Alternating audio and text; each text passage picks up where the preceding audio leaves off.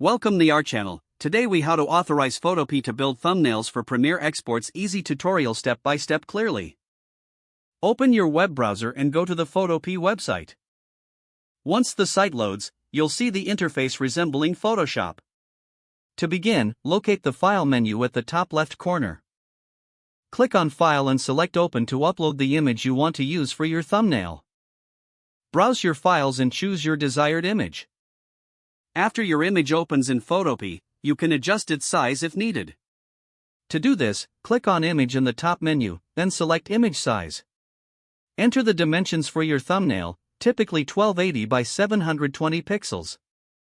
Click OK to apply the changes. Next, you may want to add text to your thumbnail.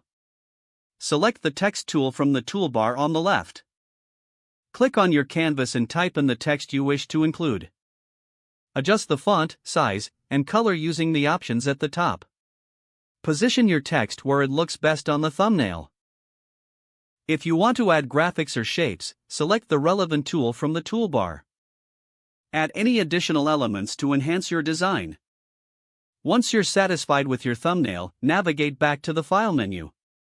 Choose Export as from the drop-down list. Select your preferred format, such as PNG or JPEG. A dialog box will appear for you to customize your export settings, including quality and file size. Click Save to download your completed thumbnail to your device. Now, open Adobe Premiere Pro. Go to your project and navigate to the sequence where you want to use the thumbnail. Right-click on the sequence in the Project panel. Choose Set Poster Frame from the context menu. Select the downloaded thumbnail image from your files. This action will set your new thumbnail as the poster frame for your video. Review your project to ensure everything looks as desired. Now you are ready to export your video with the newly created thumbnail. Don't forget to like this video and subscribe to our channel for more step-by-step tech guides.